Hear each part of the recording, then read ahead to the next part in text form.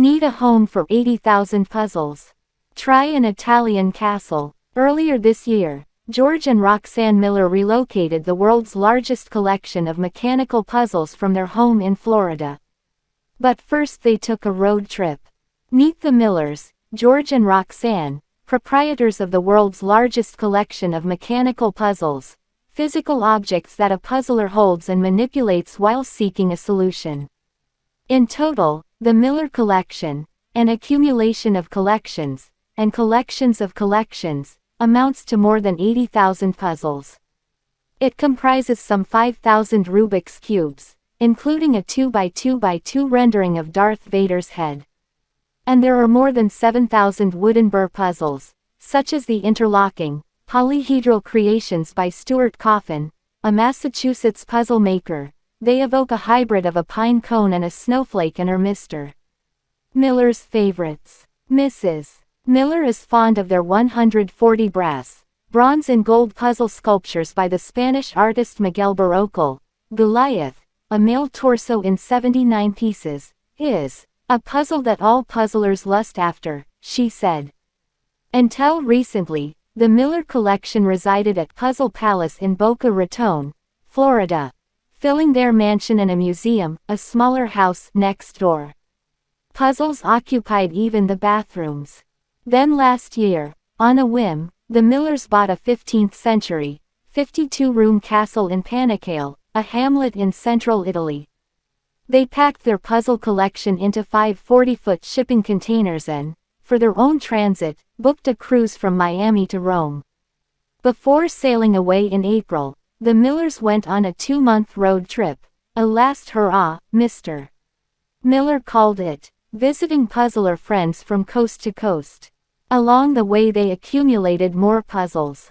In Garden Grove, Calif., they loaded up a cargo van with 58 boxes from Marty Reese, who donated her collection of folksy punning puzzles by the designer R.G. Watkins, such as Diamond Ring, a dime with a metal ring passing through the coin's center.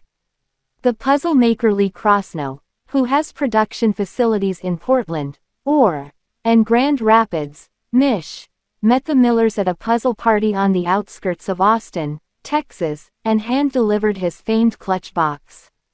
Made from exotic hardwoods and precision-machined metals, it opens with a subtle unlocking mechanism. The goal is simply the thrill of having opened it, Mrs. Miller said. And then, if you're daring, Mr. Krosno added in an email, the goal is to fully disassemble it into about 40 individual pieces. For the Millers, nothing compared with the thrill of finally getting their hands on the second version of Mega Mansion, their Florida abode miniaturized as a sequential discovery box. Mrs. Miller commissioned this creation in February 2020 from Tracy Wood Clemens Batts, a puzzle artist in Scottsville, NY. The original construction was irreparably damaged in an ordeal with the courier company. The box opens as the puzzler finds 14 hidden keys and tools that unlock 4 tiers of discovery in 130 steps. I hate solving puzzles. I don't enjoy it at all, Mrs. Clemens Batts said in a Zoom interview. I enjoy stumping people. Driven by difficulty, Puzzleland is populated by self-described zealots. For instance, Brett Rothstein, a historian of visual and material cultures of play, at Indiana University Bloomington, is the author of a book about puzzles, The Shape of Difficulty, a fan letter to unruly objects. Therein, Drive, Rothstein observes that Thomas Kuhn, a historian and philosopher of science, aligned puzzling with scientific inquiry. Puzzles force us to embrace error, Drive, Rothstein notes, adding that perhaps their most beautiful feature is their continual erosion of certitude. Another term for a puzzle's zealot is aspirant. We aspire to solve them, Drive, Rothstein said in an interview. And when we've solved one, we're ready for the next. Most puzzlers are difficulty-driven, he said. We're looking for more obstacles. Case in point, the Millers, Drive. Rothstein found their Florida to Italy odyssey at once exciting and daunting. We run into problems, we solve the problems, That's what puzzling is all about, Mr. Miller said. When their collection is reopened, circa January 2025, it will be under the name, World Puzzle Center, reflecting their bigger dream. Not only a museum, but a place for parties and lectures, competitions and research, a space to design, make and play with puzzles. By the time their 108 pallets of puzzles started arriving in December, the Millers had settled in at Castello di Panicale and among their new community. Mr. Miller, who sports a long white beard, was asked to be the village Santa Claus. Over one weekend, 200 local school children came for Christmas visits at the castle. They had made a decent start setting up the center, furnishing rooms with Rococo display cabinets and organizing recently acquired collections that arrived directly from England, France, Finland, Germany and the Netherlands. Some of the newest additions to their collection are from an August excursion to the International Puzzle Party, an annual invitation-only event, held this year in Jerusalem. The first such party convened in 1978, with 10 people in the Beverly Hills living room of Jerry Slocum, a puzzle collector who has taken a scholarly approach, writing numerous books on puzzle history and developing a classification system. He accumulated a collection of some 40,000 puzzles, most of which he donated to the Lilly Library at Indiana University Bloomington. Of the Miller collection, Mr. Slocum said, "It's big. Pivotal prototyping." The Millers met at the International Puzzle Party in 2010, married in 2018 after parallel divorces, and melded their collections.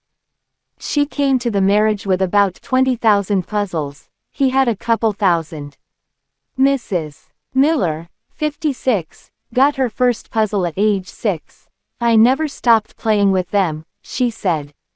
By 1993, having studied history and applied linguistics, she landed in Hong Kong and worked as a teacher. She also volunteered at toys and games fairs, where she got to know puzzle manufacturers and really started collecting. Mr. Miller, 78, began puzzling later in life. After a stint in the circus juggling, high trapeze, he studied artificial intelligence and then spent his career at Bank of America, designing foreign exchange systems. When he retired in 1997, at 52, his enthusiasm for puzzles took an earnest turn. He became the first dedicated puzzle prototyper. He bought a laser cutter, and later a 3D printer, for $37,000 at the time, and made his fellow puzzlers an offer. Anyone could send a design, and he would produce a prototype for free. In exchange, he would keep one copy for himself. He also produced his own designs and sold these puzzles on his website, The Original Puzzle Palace. George was pivotal. Oscar van Deventer, a prolific Dutch puzzle designer, said in an interview, "The prototyping offer triggered a transformation in puzzle making.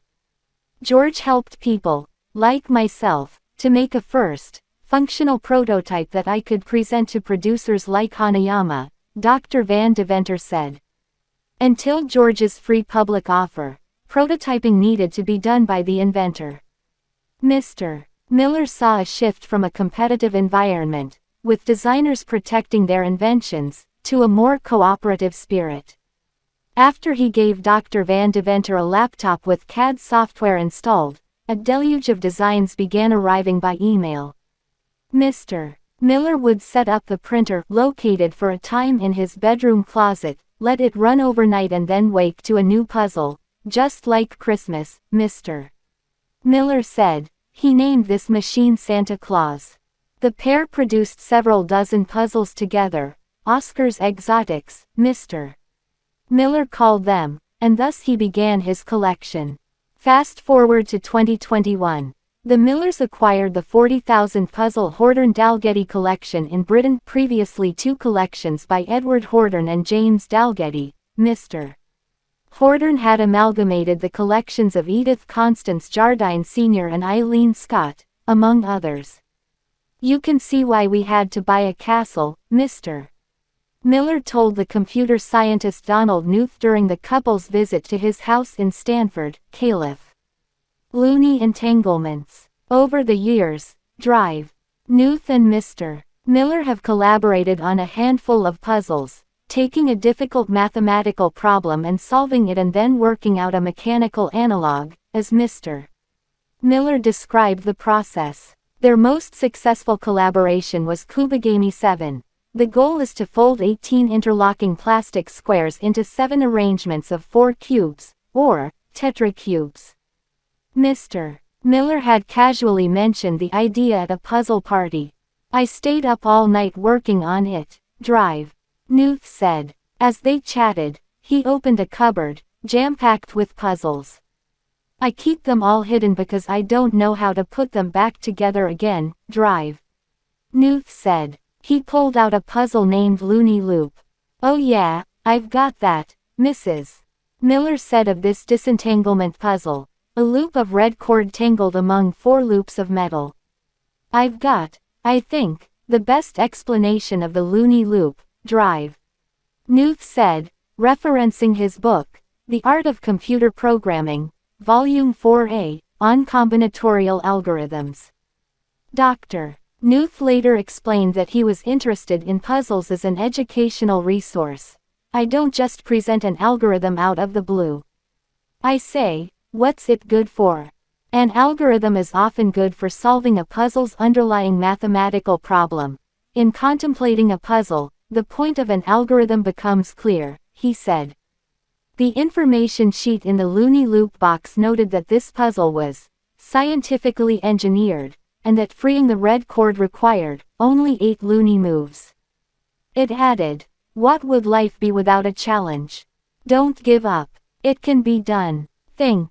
Another disentanglement puzzle in the Miller collection is The Lovers, a life-size replica of the couple, nude, cast in bronze, with a loop of rope entangled around their topologically puzzling embrace. The puzzle is also the focal point of The Puzzle Palace, a documentary film about the Millers by Jenny Schweitzer Bell and Brian Bell, slated to make its world premiere at a film festival in 2024. Mrs. Miller had gotten a wild hair, she said. "I wanted a puzzle of us. That's our favorite puzzle, and no one else has it," Mr. Miller said. Mrs. Miller said, "No one else would want it, right? It's one of a kind," he said.